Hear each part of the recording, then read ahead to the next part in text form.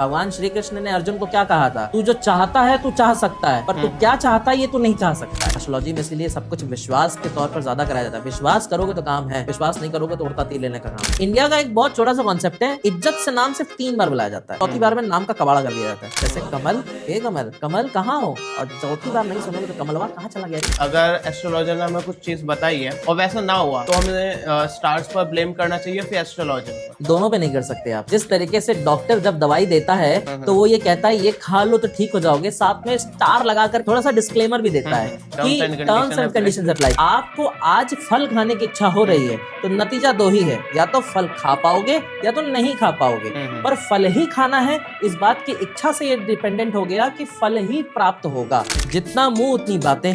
और दूसरी बात है कि जब कोई प्लेटफॉर्म पे काम करता है तब वो ज्ञान बांटने का काम नहीं करता है, वो धन अर्जित करने का काम करता है, वो व्यवसाय बन जाता है। और जब भी कोई भी प्रोफेशन व्यवसाय के रूप में जाना जाएगा तब वहां पे ऑथेंटिसिटी नहीं रह जाएगी। हमारे पुरातन संस्कृति का ये ज्ञान जो है बहुत ही ज्यादा जो है प्राचीन है, पर इस प्राचीन ज्ञान के साथ नवीनतम ज्ञान को भी संलग्न किया गया है। आशिक जब किसी से प्रेम करता है तो उसकी 1000 खामियों को एक्सेप्ट कर लेता है खुशी खुशी। वो प्रेमिका के 1000 नखरे सह लेगा और वो उसे सह रहा है क्योंकि उसकी भावनाओं में प्रेम जुड़ा है। बट जिस तरीके से डॉक्टर अपना खुद का ऑपरेशन नहीं कर सकता, उसी तरीके से एस्ट्रोलॉजर अपने ऊपर अपनी रेमेडी इंप्लीमेंट नहीं कर पाता।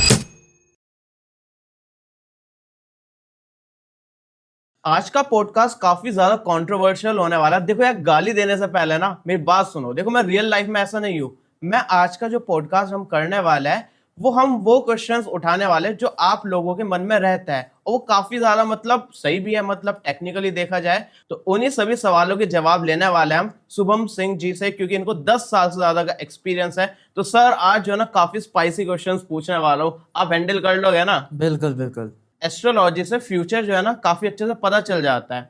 तो एस्ट्रोलॉजर्स खुद अपनी प्रॉब्लम्स को क्यों नहीं सॉल्व करते, या फिर खुद ही मतलब ऐसे ऐसे हैक्स ढूंढ ले कि मतलब कुछ काम ही ना करना पड़े और एस्ट्रोलॉजी का मतलब इस तरह से कुछ यूज हो जाए? बहुत अच्छा सवाल है। देखिए, ऐसा नहीं है कि एस्ट्रोलॉजर्स जो है अपने लिए प्रिडिक्शन नहीं करते या अपने फ्यूचर के प्रिडिक्शन को इम्प्लीमेंट करने के लिए उसके लिए रेमेडी नहीं ढूंढते हैं। बहुत सारी चीजें हैं, बट जिस तरीके से डॉक्टर अपना खुद का ऑपरेशन नहीं कर सकता उसी तरीके से एस्ट्रोलॉजर अपने ऊपर अपनी रेमेडी इंप्लीमेंट नहीं कर पाता। उसके कई सारे कारण हैं। पहला ये कि उसका जो ये प्रोफेशन है वो उसकी खुद की चुनी वजह से नहीं है, वो ये इस प्रोफेशन में आया ऊपर वाले की मर्जी से। एस्ट्रोलॉजी में हर कोई नहीं घुस सकता, और जो घुस सकता है वो इससे निकल नहीं सकता। तो जो वो रेमेडी करने की कोशिश भी करता है ना, तो उसका इम्प्लीमेंटेशन वो सिर्फ अपने तक दायरे में रख सकता है, पर अपने परिवार वालों और अपने आसपास के लोगों से वो हमेशा इन्फ्लुएंस होता रहता है, जिसकी वजह से वो उसका 100% रिजल्ट नहीं पा पाता। और कहते हैं ना, घर की मुर्गी दाल बराबर होती है, तो घर की बात कोई सुनता ही नहीं है। थोड़े बाइस्ड भी हो जाता है।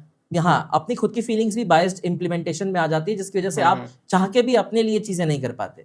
जैसे कि एस्ट्रोलॉजी है ना काफी पुराने टाइम का कंसेप्ट है, मतलब पहले से चला आ रहा है। तो ये आज की जो मतलब मॉडर्न वर्ल्ड है इसकी प्रॉब्लम्स को भी सॉल्व कर पाता है या फिर नहीं, या फिर मतलब वो तो उस हिसाब से बनाई गई थी ना पहले के हिसाब। हमारे पुरातन संस्कृति का ये ज्ञान जो है बहुत ही ज्यादा जो है प्राचीन है, पर इस प्राचीन ज्ञान के साथ नवीनतम ज्ञान को भी संलग्न किया गया है। जैसे कि पुराने जमाने में जो है सरकारी नौकरी जैसा कोई कॉन्सेप्ट नहीं हुआ करता था, पर आज के जमाने में एस्ट्रोलॉजर्स से हर कोई यही सवाल पूछता है कि मेरी गवर्नमेंट जॉब कब लगेगी। पुराने जमाने में जो है अगर आप देखोगे तो फोन, गाड़ी, ये सब का कोई कॉन्सेप्ट ही नहीं था, है ना। लोग पब्लिक ट्रांसपोर्ट से या फिर घोड़े खच्चर से चलते थे। पर आज के जमाने में लोग पूछते हैं कि मेरे पास ब्लू कलर की गाड़ी होगी कि ब्लैक कलर की गाड़ी होगी।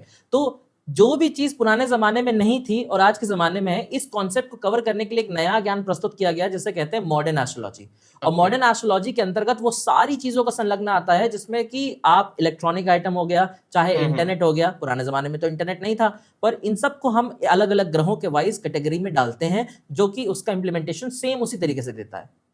काफी सारे ना पॉपुलर एप्लीकेशंस है जो कि एस्ट्रोलॉजी से रिलेटेड है। तो वहां पर ना मैं एक टेक यूट्यूबर भी हूँ, तो मैं ना रिव्यू करा था, मतलब ऐसा कोई एस्ट्रोलॉजी सच है या फिर गलत है इस वे में नहीं करा था, एप्लीकेशन को टेस्ट करने के बेसिस पर। तो काफी सारे एस्ट्रोलॉजर से मैंने बात करके देखी थी, तो उन्होंने ना एक ही सवाल के ना काफी सारे एस्ट्रोलॉजर्स ने अलग अलग जवाब दिए थे। तो ये चीज मुझे समझ में नहीं आई। जितना मुंह उतनी बातें।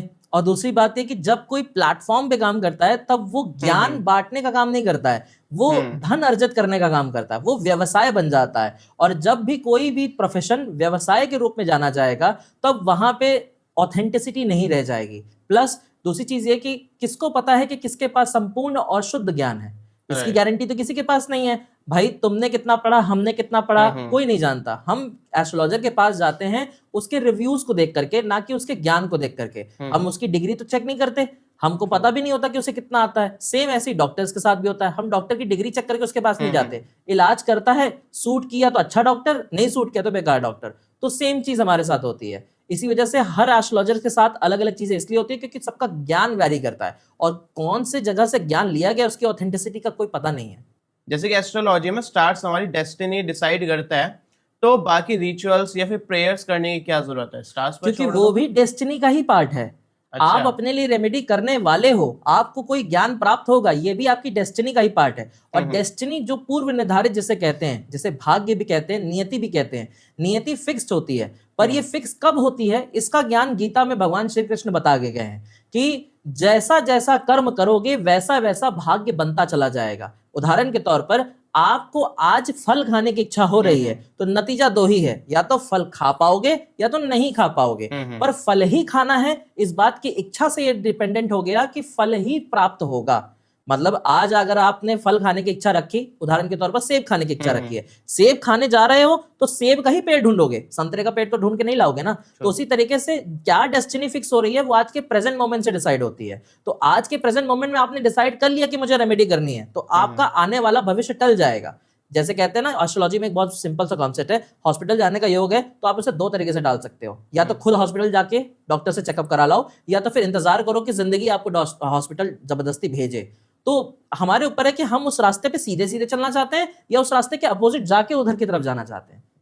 जब मैं स्कूल जाता था ना, तो न्यूज़पेपर सुबह सुबह जब आता है उसमें राशि वाला वो होता था कि जिनकी राशि ये है आज का वो ऐसा रहता है। तो मैं बचपन में बहुत पढ़ता था, तो उस टाइम भी मेरे मन में सवाल था और आज भी मैं वही सवाल का जवाब लेना चाहता हूँ। जैसे मेरी मिथुन राशि है, तो सेम राशि वाले लोगों की लाइफ अलग अलग क्यों होती है? जब उनके बारे में लिखा होता है किस राशि में इन लोगों के साथ ये होगा या आज ये है, तो ये कंसेप्ट क्या है? ये कॉन्सेप्ट बेसिकली राशि जो है वो ये बताती है कि आपको रूल करने वाला प्लैनेट कौन सा है, वो राशि स्वामी से पता चलता है। अब होता क्या है कि राशि तीन प्रकार की होती है। एक होती है सूर्य राशि, एक होती है चंद्र राशि, और एक होती है नाम से निकलने वाली राशि।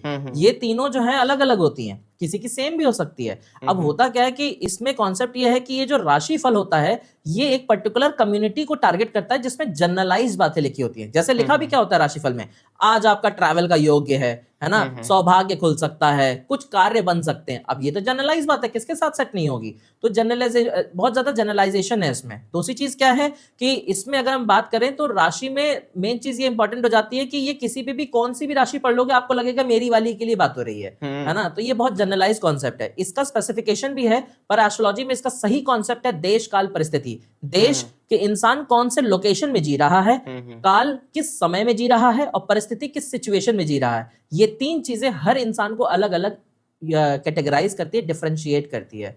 तो राशि हमेशा देश काल परिस्थिति के अनुसार देखी जाती है।